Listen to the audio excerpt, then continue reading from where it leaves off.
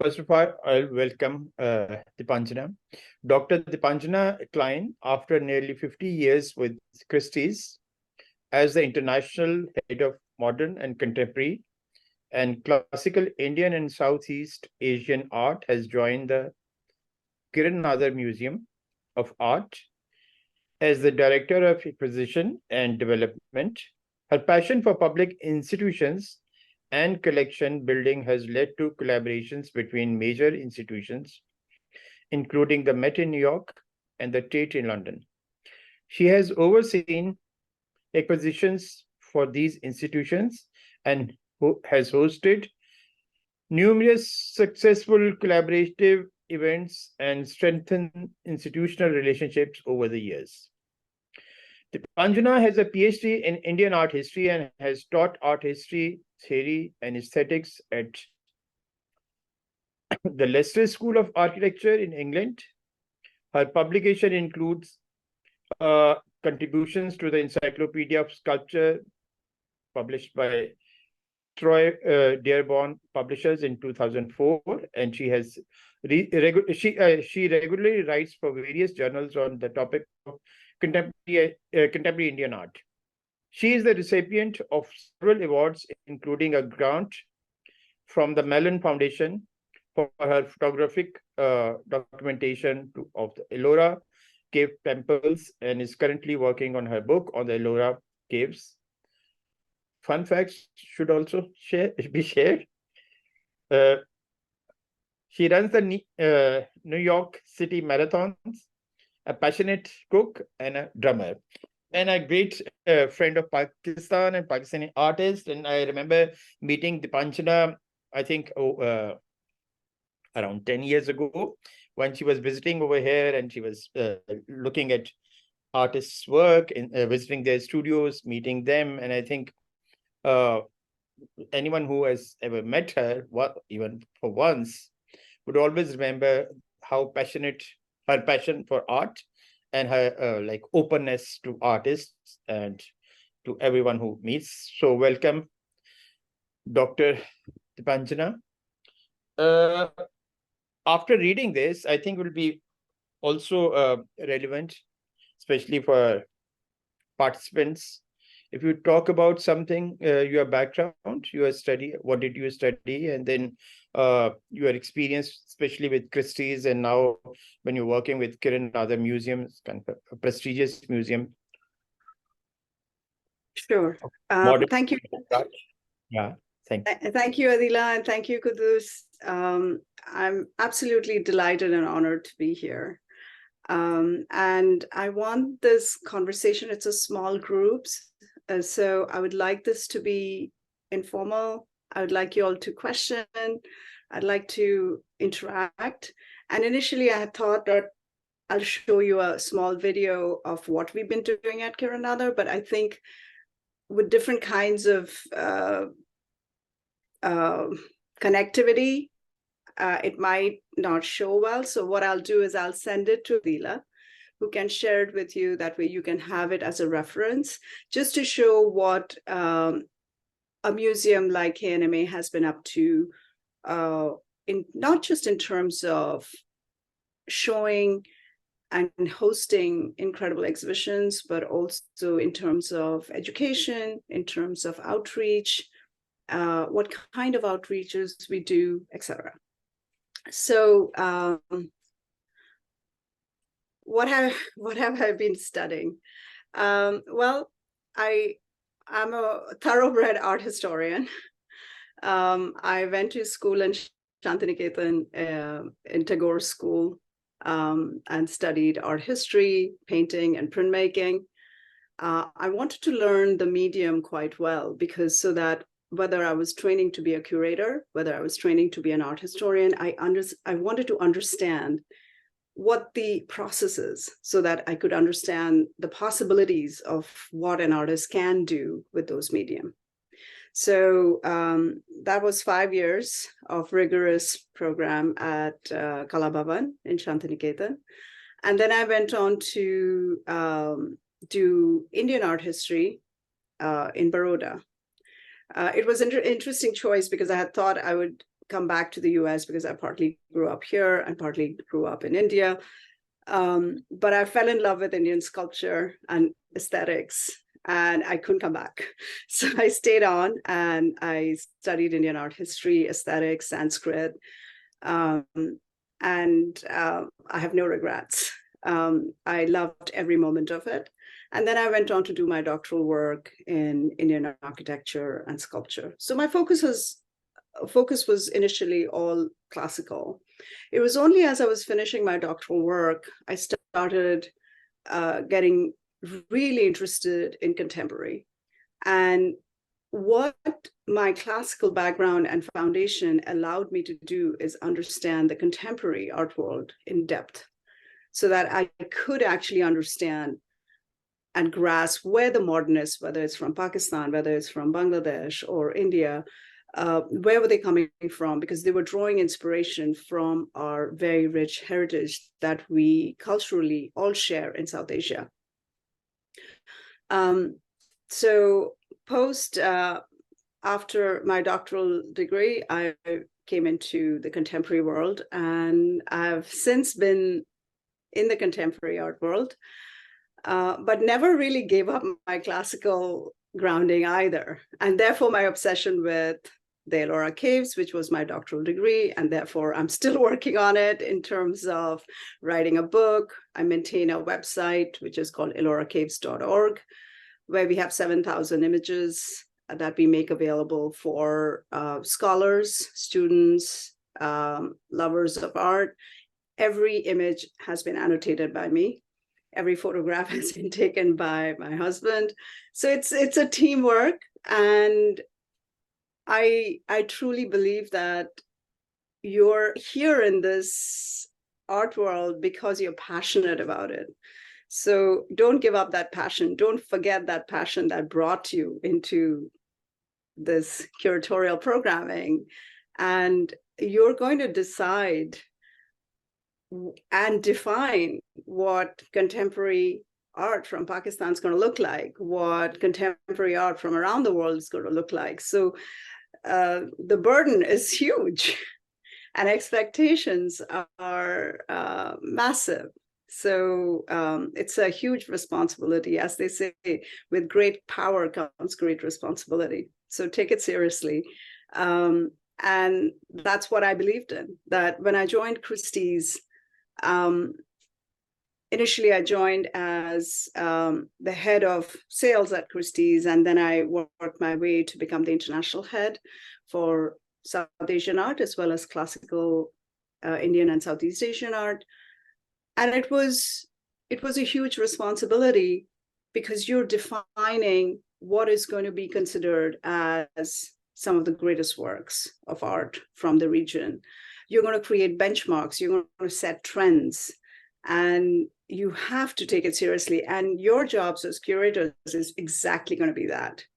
So in an auction world, you curate auctions, you curate catalogs and sales, you decide what's going to come into a sale. And it's not random stuff that you bring in. One, you have to bring in some of the greatest works from the region. Two, you have to decide what kind of benchmark you're going to produce on those artists. And third is, why are you choosing some over the other? So you follow the trajectory of these artists and the narrative of what they have achieved and what they've done over the last, let's say, 5 years, 10 years. Only after that can they come into a secondary market, which is called the auction market. Whereas as curators, you're going to also be looking at primary market, which are the galleries, the dealers, the artists themselves. And so I really believed in just looking, traveling around the world and looking at art. And art not just from the region, but what else is happening around the world, so that when you benchmark it, it is actually of international standard. So that's what I did for 15 years at Christie's. And I learned from my colleagues. We had mentors. And I think you have an incredible set of mentors in Quddus and Adila. Big fans of both of them. And I think mentorship is hugely important. I had several mentors at Christie's, and one of them had been there for over 55 years. He started the Christie's Americas, and that speaks of an institution. You know, it's like the history and the mine of knowledge they carry of not just the art world, but everything around it, because the art world just doesn't end at the art, right? It's the people, and everyone that is involved in it is equally passionate, equally prickly, that comes with it, and they want to pursue their passion. So when one gets involved with these people who've been in an institution for 40, 50 years, I had another mentor who was there for 35 years, and she's still there. And I still today, even after having left Christie's a year ago, I still call them if I have a question. So that's the kind of network and relationship you would benefit from building, because these are all people you'll be leaning on as you get out into the world and become amazing curators. So I hope that I can be one of them. You know, you should reach out to anyone and everyone you feel you can lean on, because there is immense amount of experience, knowledge that is there, and people are willing to share. So don't be shy about it. And it's okay not to know everything. Even I don't know everything. It's okay to say, I don't know, I'll find out. So, because people see through it. So this is what I did at Christie's. So it was the auction world. And as I said, it was the curation, it was the collaboration. So even though I was at the auction world, I was always interested in institutions, because I felt the ecosystem in the art world cannot just be the market, but it's, while the auction world and the galleries and the dealers are the market side of it, then there's the academia, where there are scholars who we would always invite for book launches, for lectures. And then there's, of course, the world of museums, where we work very closely with curators. We had them come and vet the work. Sometimes we didn't know whether something was right, because especially in the classical world, there's often a huge issue of authenticity. So you have to be really careful. So we work very closely with, scholars like Dr. Paul, who are some of the greatest curators of our times. So when I decided to switch to a museum, it felt like a very organic move, as I felt I had built the market, and it was time for me to build an incredible institution in India. And when Kiran and I we spoke over 3 years before I decided to make this move, because I wanted to make sure that I was making the right decision and that I was able to make an impact in that space. Otherwise, there's no point. So what I did decide to do at the museum was very similar to what I was doing at the auction house, but from the other side. So I still do acquisition. So at auctions, I was doing acquisition, but not for the auction house to acquire, but for collectors to acquire. So I was bringing in the works and then placing them in different collections. Whereas in the museum, I'm still scoping out works, but to bring it to the museum. So from the seller side, in the auction, you're the selling side, and now it's the reverse, I'm on the buyer side. So things haven't hugely changed, but it's switched from selling to buying. And again, it comes with a huge responsibility as to what you want to bring into a museum collection. What is that benchmark that's going to define what you're going to bring to the museum? So as curators of future museums, that's a huge responsibility as well. And you have to take it very, very seriously. Like, while you want to look at young artists, you always want to support young artists. You want to make sure that they are given shows, they are brought into the collection. But who are the artists who you want to bring? It's not your friends. And they could be incidentally your friends as well, but you have to be really careful. So what ends up happening is you're always going to be a little unpopular amongst a group of people. And it's okay. It's okay to, it's your professional hazard, because you're going to be responsible in bringing in certain works and not bringing in certain works. So part of the art world is always not going to be happy with you. So going into this world, you have to condition your mind that, okay, you can't please all, and it's all right. So, so I do acquisitions for the museum, and we do acquisitions across the board for South Asia. So we've been actually collecting a lot of works from Pakistan as well. For example, Adila's works, we have some incredible works of Adila. We have some amazing works of Lala Rukh. We don't have the Rupak, but we have our drawings. We have Bani Abidi's very important works. We have Rashid Rana. And of course, the modernists. We have beautiful Sadkins. We have Allah Bakhsh, Zahur.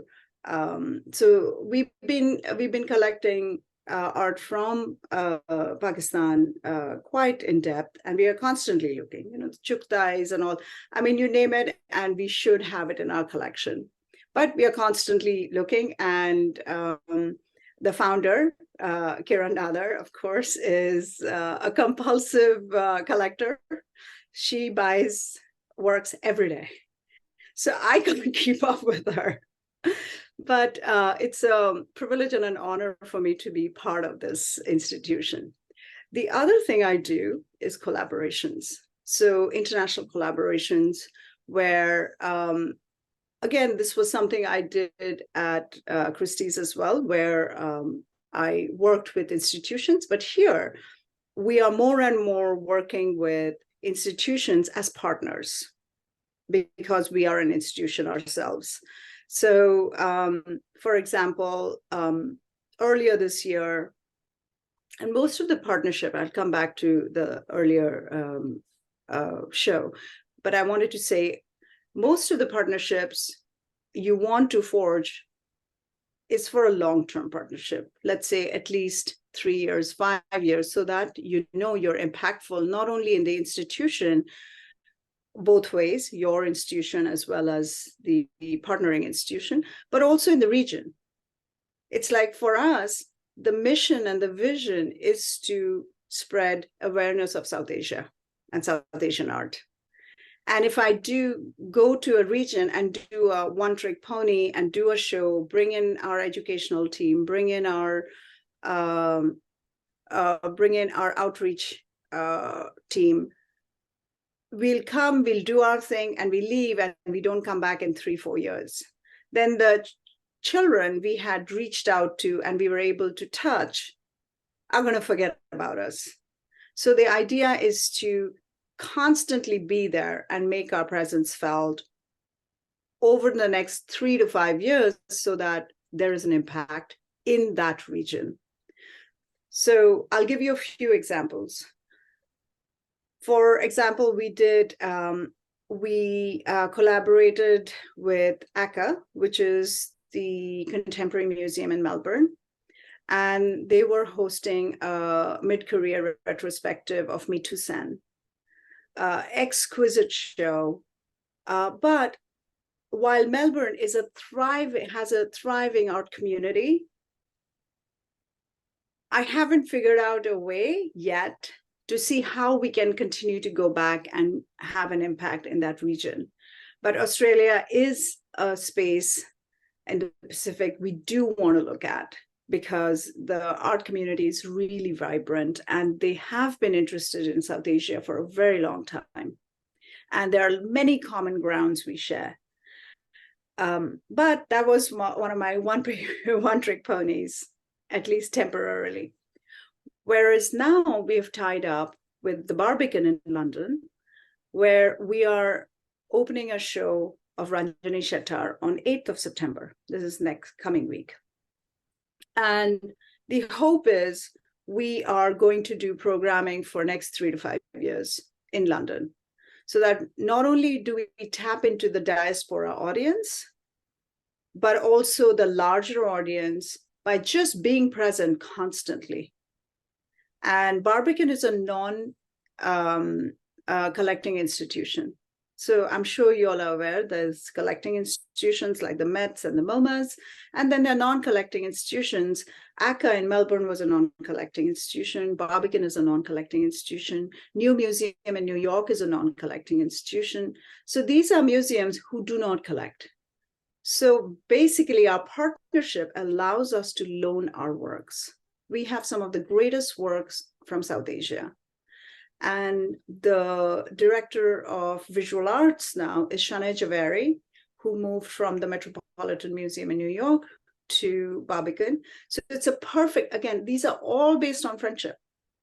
The fact that I'm here with you is my friendship with Adila and Quddus, right? So it's all these are so important in the art world. So Shanae is having moved from the Met.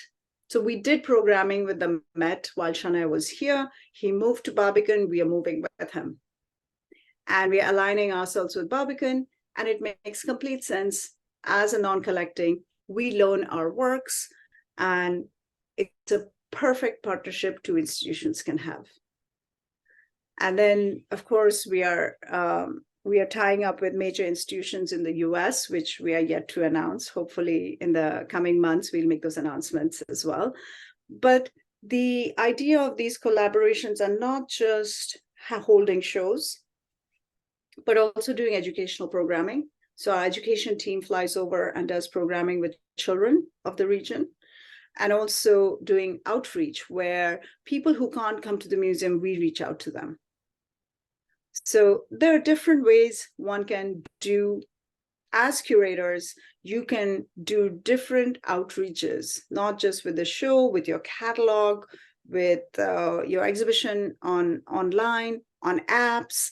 I mean, the world has shrunk. Everything can be on your iPhone or your Android now. So that's, in a nutshell, what I've been doing. And the other thing that has been on my mind, which I feel is very critical and important for all of us to think of and keep in mind, is best practices, especially in this day and age. Inclusivity, diversity, equity, all of that. You want to make sure that when you look out for artists, when you do shows, you are actively thinking of all of these very carefully, because it can make or break your career.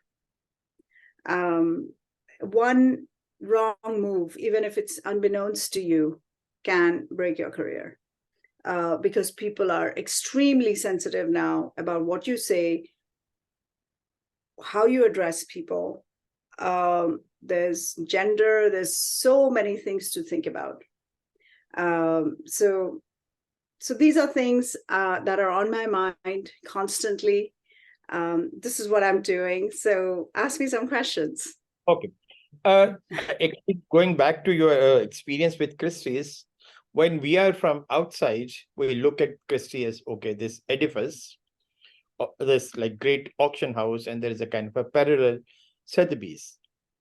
And in a similar way, we see museums, well, MoCA or Tate or MoMA, many various museums in the world. But from an insider's point of view, there are two questions. I'm kind of really intrigued about these. If I say plainly, what is the difference between Christie and Sotheby's in terms of taste, in terms of policy, in terms of agenda? There's one question. And the other question is, like, kind of in like one institution, did you observe or have you like studied or like interacted, as you said, you have interacted with people who have been working with, let's say, for 50 years, past 50 years, or quite considerable years. How does like kind of an auction house changes in terms of its trend, in terms of its policies, or in terms of its like kind of thought process. So what are the factors? Is the market the factor, or is insight policy, or artists, or the greater sociological, political trends? How does like kind of a what brings, if there are any changes, and I'm sure there must be changes, what bring these changes into a museums or into an auction house's policy and its ethos and its processes in terms of its function, taste, or trends, or whatever it is? Very, very good question. And a So good person to ask it from. So I'll first address the difference between Christie, Sotheby's, and what are the trends, how we set trends, and what are the factors that allow for these changes. So as an auction house, because the museum and the auction world, they're very different in terms of what roles they play. One is an educational institution, one is a market-driven institution. So both Sotheby's and Christie's are over 250 years old. So mammoth institutions. What the auction houses do is create benchmarks. And when you create benchmarks, and when you create a market of a region, whether it's South Asia, Southeast Asia, China, huge, right? Huge market, post-war and contemporary, massive market. The stakes are really high. It's millions and billions of dollars we are talking about in terms of how high the stakes are. So there are many players in this market. So the auction house is the linchpin in the center of this. There are major dealers like the Gagosians, the Pace, the Zwirners, David Zwirners of the world, that are playing very key roles in creating this market. And then there are speculators who are followers of these dealers, who are also playing very key roles. And then there are lay people who are collectors who really like, let's say, Idris Khan, and they really want it, and they'll go for it. So the collectors are then become the fourth layer of this whole ecosystem in the auction world. So this is how it works out. And I'll tell you when everything crashes and how it crashes. So let's say someone like Jeff Koons. Everybody here knows Jeff Koons. He is the highest selling live artist. Let's say Richter is one of the highest selling live artists. But I'll pick, Richter used to be represented by Marion Goodman for his entire life. And now he switched, I think, to Pace in his 80s. Again, that's a different story, why people switch. That I think Adila and Quddus, as practicing artists, will have better idea. But then I'll pick, instead of Richter's example, I'll take Jeff Koons because it's more commercial, it's in your face, and he's represented by Gagosian, one of the biggest dealers in the world. So Gagosian, let's say, has 100 pieces in his warehouse of Jeff Koons. It is in his interest that the market of Jeff Koons stays where it is. We sold at Christie's his work for 99 million. I mean, that's insane. So, it's, the stakes are that high, right? So if we sell something for $99 million, and then next thing comes up and does not sell or sells for $20 million, boom, his market drops, right? So Gagosian, who's sitting with 100 objects in his warehouse, it is in his interest that the market always stays up there. So he will ensure that Jeff Koons always does well. his market always stays up there. So because he's not consigning these works, it's people who bought things from him over the years are consigning. So even though the money is not coming to him, by ensuring that the market stays up there, his prices of all the 100 things he's sitting with remains at that price, right? So he's ensuring that at any given point, Jeff Koons market stays up here. Sometimes it goes up, but he's not going to let it fall here, right? So that's one player, the dealer. And when you have dealers like Gagosian behind you, you know it's not going to go anywhere. So if necessary, in order to protect the market, he will buy it back. So suppose, let's say he sold something for 10 million, the pink heart that sold several years ago at Christie's. So even if it's the pink heart, he may have sold it, let's say, for 10 million. And today it's come back into the market for 60 million. And there's no buyer. Like the auction houses put it out there, right? And the seller doesn't want to reduce the estimate to 30 million or 20 million. And the auction house realizes, oops, there are no takers at 60 million. So guess what? Gagosian will step in and buy it back at auction. So what has Gagosian done? He's prevented the market from falling. He's stabilized and kept his goods that he's sitting on at that price level. So even though now he's minus 60 million, the rest of the things still are worth 60 and above, right? So it's very complex. So this is what the big dealers do. They will ensure that their artists are constantly at that level. They're not going to go down. Then there are speculators. So the speculators are people with art funds, people who are buying art as investment. So they're like, oh, okay, this artist is trendy. Let's say in China, a lot of the artists were selling for any amount of price. So as an auction house, we can't tell people to bring their paddles down as they're bidding like crazy. Something that's put at $20,000 to $30,000 now is selling for, let's say, 2 million. And all of us are thinking, what the hell is going on? Like, why is it selling for this much? And I'll give you examples of our South Asian market as well. And the speculators come in because they want to increase that benchmark. And again, prior to coming into the auction house, they've already bought, let's say, 100 pieces of that artist, 30 pieces of the artist.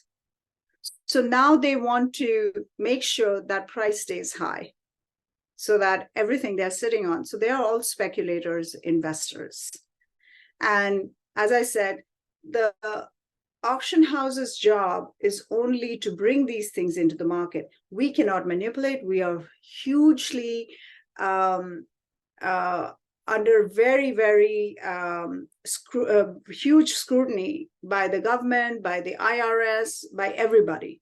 So the auction house cannot play any games. But we can't prevent, let's say, Gagosian from buying an artwork. We cannot prevent the speculators going crazy.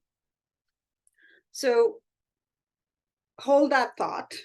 Then I'll come back to the speculators. And the third layer is the collectors.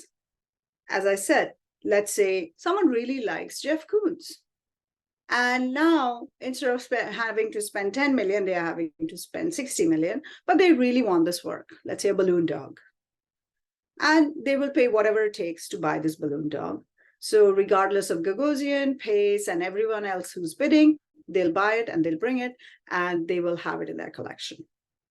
Their role is just as collectors, and they are probably the safest, the best group of people you can have. Solid collectors who are buying for the right reason. And now going back to the speculators, I'll give you an example of what happens when something goes wrong. So the South Asian market in 2006 to 8 was booming. And Adila has seen it, Quddus has seen it. It was people were buying like there's no tomorrow. Rashid sold for 500,000. TV Santoshas sold for 500,000. So we are talking about $500,000 worth of works. Subodh Gupta sold for over millions. Bharti Care sold for over millions. And then in September of 2008, the market crashed. The Lehman Brothers crashed.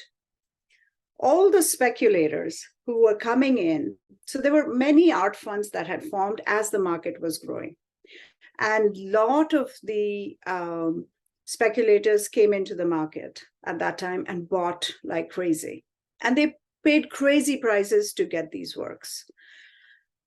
Lehman crash caused all their credits to be pulled.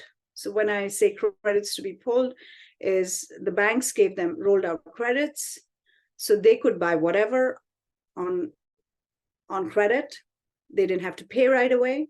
And then I still remember the day Lehman crashed, the next day we had a very big auction for South Asian art. And I remember thinking, who is going to bid on these works? And when we say top heavy catalog, means they're very high value lots. Like there must have been like $10 million lots. And the night before that, the market crashed. Somehow the credit hadn't been pulled yet. So the sales did okay. We had like a $16 to $20 million sale. But by the time the sale finished and it was time to collect the money, guess what? All those speculators had no money to pay. So then that's when the market completely crashes. So yes, as an auction house, we have the means and the power and the legal team to get behind us and collect the money over the years. And we did. But guess what? The market never recovered since, because of the speculators who had come in such an aggressive manner and created such false prices that we could never go back to that level. So today, yes, a great work of Bharti and Subodh will sell, or a Rashid or a Bani Abidi and Adila's works will sell at a good price, but that's the correct price. You know, it's those millions and, $500,000 and all, they weren't the right prices because our market is not a mature market. We're still, we are a very young market. But we were in a rush. And when you're in a rush, this is when you have a fall and you can't recover from it that quickly. And I think we're still cleaning up from that. So that's how one sets trends. That's how market corrects itself, depending on which cycle you're part of. If you're lucky, you're just on the rise, and then boom, you'll fall. And when you fall, the market actually gets cleaned up. So if you see a catalog of Sotheby's and Christie's from 2007 and 8, you look at it from our region, let's say South Asia, you look at it and you'll see, oh my God, this is horrible. Why did these works even get included in the catalog? What were we doing? What were we thinking? But the pressure was so high. Let's say someone gave a Subodh, which was, let's say, $1 million worth. Along with that, they threw in some younger artists that were not great and made it so competitive between Sotheby's and Christie's, saying, if you don't take it, we'll go to the other house. So in order for you to get the Subodhs and the Bhartis and the Rashids and the Adilahs of the world, you would have to take, pardon my saying, the junk. So, and the junk never came back. So the market cleans up and the junk never comes back.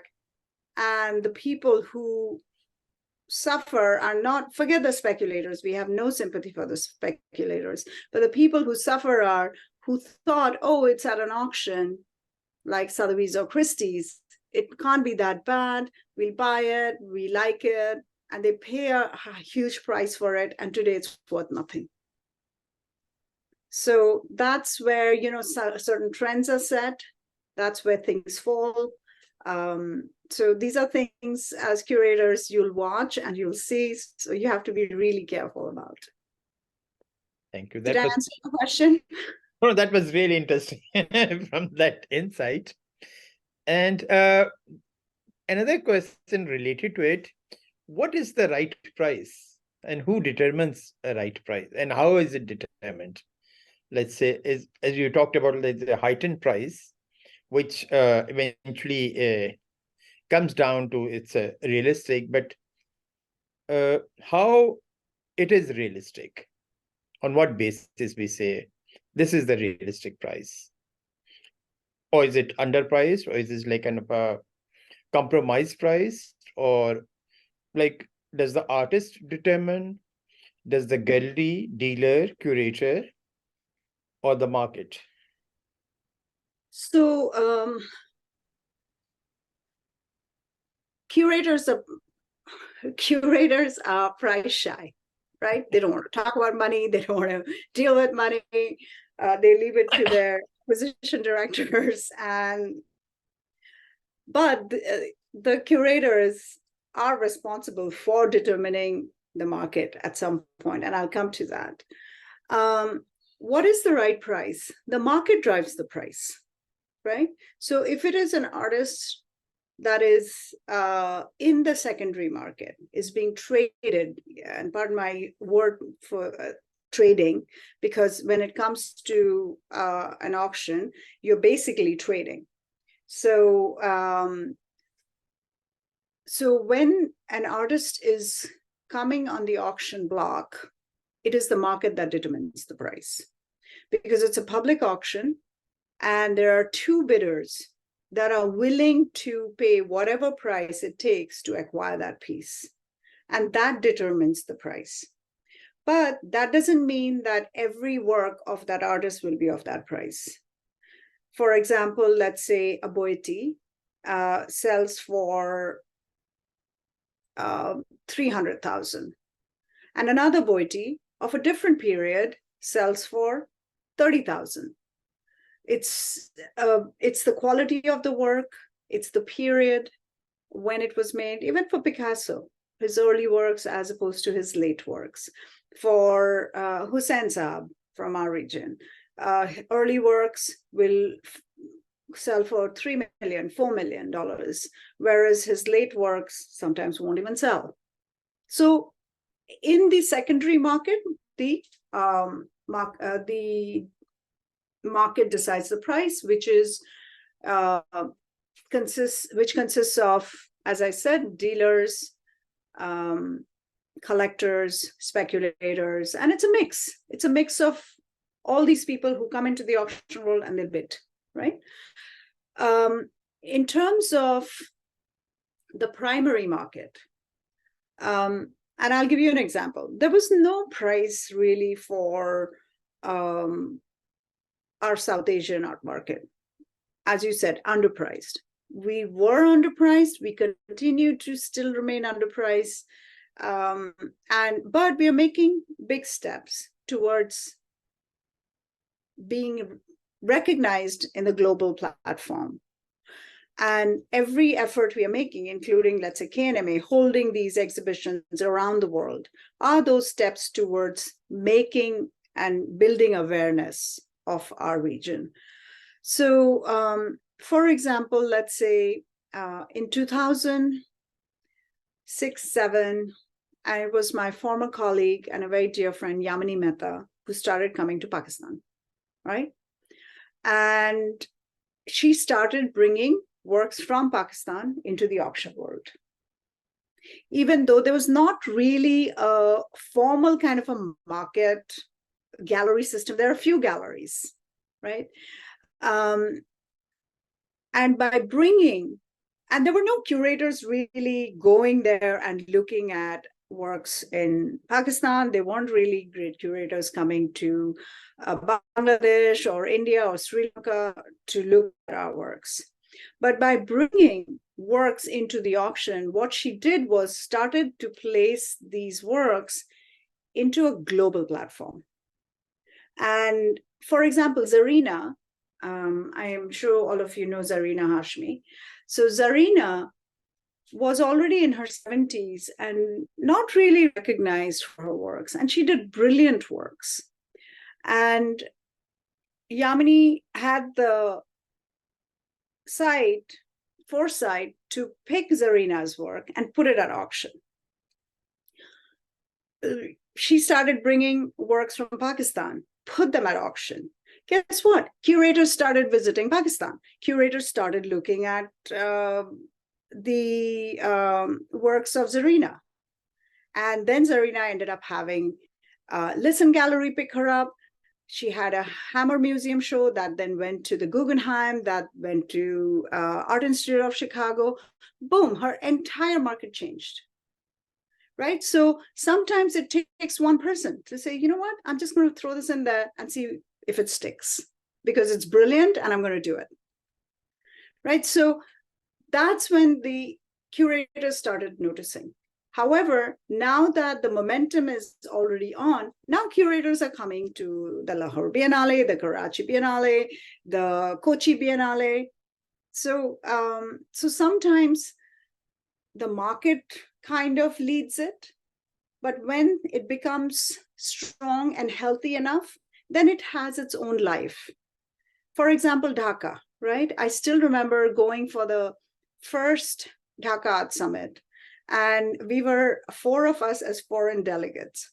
It was myself, Yamini, my former colleague, as I mentioned, Amin Jaffer, who many of you know, and Elaine from Art Asia, the journal. So we were the only 4 people who did all the panels. We were the guest speakers of everything. We were the jury. We were 4 people who managed all the outreach program for Nadia and Rajiv. And of course, there was the internal team. There was no Diana Campbell, nobody there at that time. Within 2 years, the traction and the outreach that Nadia and Rajiv were able to do, I went to the airport as I landed in Dhaka, and I'm standing at the visa line, and in front of me are curators of MoMA. Behind me are curators of Tate. This is the impact one couple can do in bringing about awareness of a region. So I think no effort is small, and each of us play a huge role in building that awareness, creating that platform. And as long as we do it responsibly and with sincerity, I think that not only defines prices, it defines awareness, it defines scholarship. Like, it is only now people are looking at, let's say, India, Pakistan, Bangladesh, Sri Lanka, somewhat Nepal a little bit, more seriously. And there's scholarship happening. There weren't many books in our region either. There were like very few. We can count them. But now things are being written, things are being discussed in an international platform. So everyone plays a role. Thank you. And on that note, what Kiran Nadar Museum is role Kiran Nadar Museum is playing in terms, like, now you have moved from auction houses to a museum. So how is it contributing? Its policy or its program? Is this within India, outside India, or just the South Asia, or beyond South Asia? So our focus is South Asia. And my role is to ensure that I'm looking at all of South Asia very carefully. And therefore, I do want to come back to Pakistan and look at what's happening now and make sure that we have collections coming. We collect artists from the region that are up and coming now and do provide platform for them. But we are also looking at post-war and contemporary, because it's important for our artists from our region to be placed next to these post-war artists, let's say Kiefers of the world, so that there's a dialogue. There's a dialogue between what the artists from our region are creating, has a dialogue with contemporary artists from around the world. So we are looking at Ophelis, we are looking at Kiefers, we are looking at Anish Kapoor's, who we've been, of course, he's a diaspora artist. So the way we collect are in different circles. One is India, then South Asia, and then the diaspora. So all the artists who are outside of the region, let's say Shahzad Dabu and all Rana Begums of the world, who are Chitra Ganesh, Veena Banerjees, who are not from the region. They're from the region, but do not live in their country of origin. And then we are looking at, beyond diaspora, we are looking at artists who have been influenced by the region. Let's say artists like Marina Abramovic, artists like Francesco Clemente, who have been drawing inspiration from India and rest of South Asia. And beyond that, we are looking at post-war and contemporary, so that artists who have direct or indirect dialogue with our artists, so that we can have a more international show, and we can provide those platforms, not just here in India, but also around the world. And the hope is to have these exchange shows with, let's say, institutions like the Tate, Barbican, MoMA, LACMA. So that's my mandate, to take our works, take our artists from our region and put them out there in the world platform in as big a way as possible. And our founder, she's truly visionary, and she's behind us with anything and everything we want to do. So it's such a privilege and an honor for us to be able to do this and build this institution. And in hopefully by 2026, end of 2026, beginning of 2027, we will have our new building, which was initially being designed by David Ajay, who unfortunately has been in the news for the wrong reasons. But we are continuing work with the Ajay Associates, because the building is already designed, the construction drawings are already done. So hopefully, and it'll be 1 million square foot. So the gallery space will be as large as the MoMA and the Tate. So we'll have one of the largest institutions for South Asian art in the world. And I hope you all will join us. Hope some of you will come and do exchange programs with us. And I look forward to working with all of you. Thank you. And I think that would be a great thing. And there are two questions again. One is, like, now you're dealing with artists. What is your experience working with, like, let's say, living artists, or dealing directly with artists? It's a trick question, because no matter what I say, I'm going to say the wrong answer. Working with artists is, it's a privilege. But I mean, I have two artists right here, Adila and Quddus. But artists are emotional, very emotional people. So I think it's not easy. While it's an honor to work with artists, I think there's something or the other. There's always a possibility that something will go wrong. It's like, and as young curators, you'll see, either you've not hung something correctly, or you hung one thing and the other one's in the bathroom. So somebody or the other will always be upset. So in the beginning, as I had said, you can't please all. It's a professional hazard that there will be artists who love you, and there'll be a whole fraction of this community who will not like you. So I love working with artists. Some of my closest friends are artists, but they're high maintenance. So, but I love them. I love them, and I wouldn't have it any other way. But maybe you can share what is the way out for all these young curators who are going to face the same issues in future. How to deal with that? What's the best way out? The best way out is when you go out into the world, leave your ego behind at home.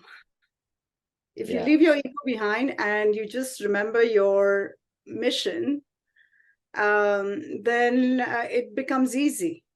So I think the day I entered Christie's, I left my ego behind, because you're dealing with an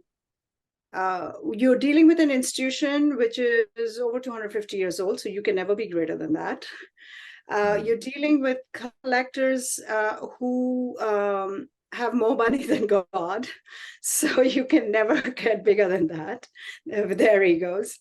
And then you're dealing with indirectly or directly with artists who are superbly brilliant and creative, and you have to be respectful of that. You are encountering some of the greatest scholars and the dealers who've been around for way longer than you have. So one of the best things I could do was leave my ego behind and just learn. And I went into it and I learned from the best mentors. And even today, I have achieved what I have, but I still have a little lock and key here where I leave my ego in my house and not bring it along. And that allows me to mix with and be friends with everybody. And it's then it becomes easy, because you're coming in to learn, you're coming in with an open mind and an open heart, and you can embrace it all. And that would be my parting words to all of you who are stepping out into the world. Don't get ego get in the way, and just keep your mind and eyes open and learn. There's so much to learn, and I'm constantly learning, and the art world is so rich, and the people are so knowledgeable out there. Every collector collects deeply into a subject, and they know more than most of us do in that subject. Most of the dealers are so deeply invested. They're not just dealers, they're scholars. Like, if you look at the classical world, especially Bob Ellsworth was not just one of the greatest dealers in the classical world, but he was also one of the greatest scholars. So just learn.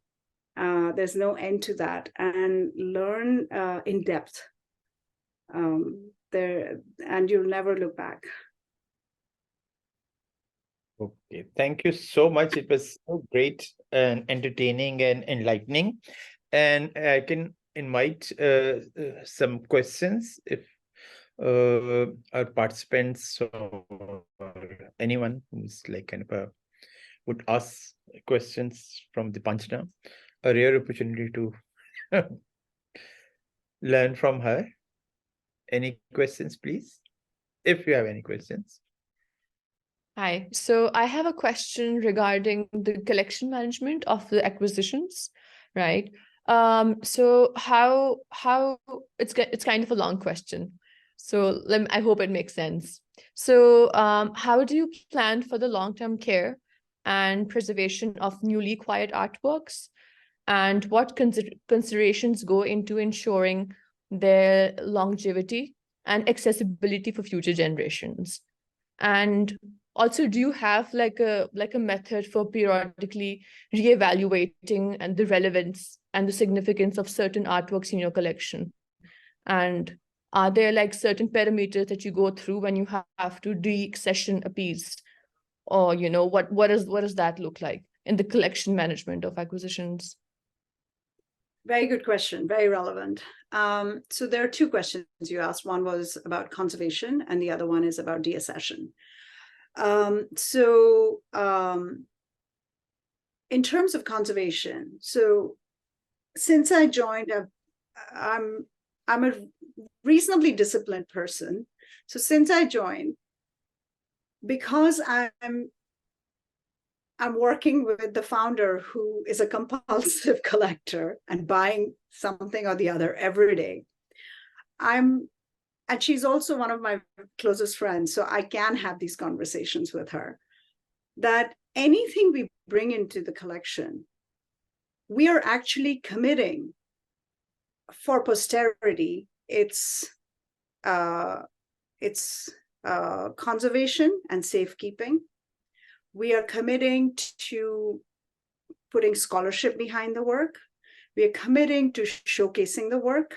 We're committing to a space that it takes in our warehouse, right? So all of this takes in a huge bandwidth of us. So I said, let's not buy everything that comes up. So to answer your question, yes, once the work comes in, so now I've put filters of what we are going to collect and how, and in what depth, which artists will we collect in depth and which artists we'll just collect a few of. And then we ensure that they are being shown. They are not just sitting there in the warehouse. So making the curators aware of everything that's coming in to the collection, which I'm still working on. I'm not there yet. So all the curators don't know what we are collecting every day. But I'm trying to set up a system which is foolproof, so that all the curators get flagged what is coming into the collection. In terms of conservation and preservation, we have conservators on the team, and every work has to be looked at once a year. Okay. So that if their works need to be cleaned, restored, we do that. And then there are certain A+ category works, which are very high value works of modernists. Let's say you have a Sadgin from the 60s, you have a Hussain from the 60s. Those are works which we look at twice a year. So whether they're being shown or not, the conservator will pull it out and look at them. The good news is in the new museum, MoMA is helping us set up a state-of-the-art conservation lab. So that, because anytime we do collaborations with international institutions, the first thing they'll ask you is, do you have a conservation lab? And what kind of lab do you have? Otherwise, if it's not state-of-the-art, they're not going to loan you any works. So we are obviously building a conservation lab that is state-of-the-art. The second thing about deaccession, currently we have like, let's say 13,000 works in our collection. And we are not thinking about any deaccession right this moment. But the question that you raised is very relevant, that what are works that make sense to belong to the museum and what are things we can get out of our collection, which I think we will do after the new museum is open. We have settled into the new building, and that's when I think I might have like 10 days of free headspace where I can look at it and think about what are the things that we don't need in the museum. And it's not because they're not good enough. It might be because our mission and our vision is also evolving and changing, and it doesn't belong anymore. Or we have an artist that we have a lot and we don't think we need to have that artist in depth. We may do a session at that time. Okay, thank you. Wonderful. You're welcome. Deepanjana, how do you fill in the gaps in history, like things that are missing and you feel that there is a gap in terms of the acquisitions or the collection? So how does that happen? Who goes back to the collection and see that we don't have a work from this time frame or this part? So how are there researchers in the museum sitting and doing, because you can't like if there are 13,000 works, and if the whole region you guys are looking, and specifically more of India and then the rest of the region, and there's more art in India than as compared to the rest of the. So how does that happen? So we do have researchers, but so far they have not looked at acquisition at all. Okay. So the acquisition is just being handled by me right now. We will grow this team over time. So what I'm doing is, let's say, the modernists, because the younger artists, we are constantly looking at shows. We're encouraging gallerists to reach out to us, like even from Pakistan, let's say Samira or Omar, they're sending us things. From Dubai, we are receiving things. Then artists, and also like Projol and all, who represent a lot of artists from the region. So we're constantly looking at those shows and making sure that the contemporary ones we are covering and bringing in works into the collection. It's the modernists that we may have gaps, which we are constantly looking at auction catalogs. So that's when I'm studying the catalogs very carefully and comparing it to our collection. And because I know the collection probably as well as Kiran does, so I can at least recommend and say, okay, for example, we did the show at Pompidou on Raza. And Raza is an artist we have collected in depth. So when we look at Raza Sahab's works, I'll go and see, I mean, there's some excellent works, let's say, coming up in Pandol's auction. But is that something we still need? Again, it's going to be worth millions. Is it worth buying that one work for $1 million, or should we spend that $1 million on others, which might be lesser value? Let's say a Gade, which is coming up in Saffron, which is an early work of Gade, very beautiful. And it's probably only $20,000, $30,000. So, thinking of it in a in depth, like what do we have, where are the gaps, and what do we need to bring in, regardless of the value of the work. So yeah, I'm doing that right now. So I don't have any researchers, but hopefully I'll get some. Thank you so much, Deepanjana, for saying yes to share your thoughts and to tell us about this new exciting engagement that you have with Kiran Nadar Museum and your experience at Christie's. Thank you so much, Deepanjana. It was wonderful talking to you. Take care. It was my pleasure, and lovely to meet you all. Bye for now. Bye. Bye-bye. Bye.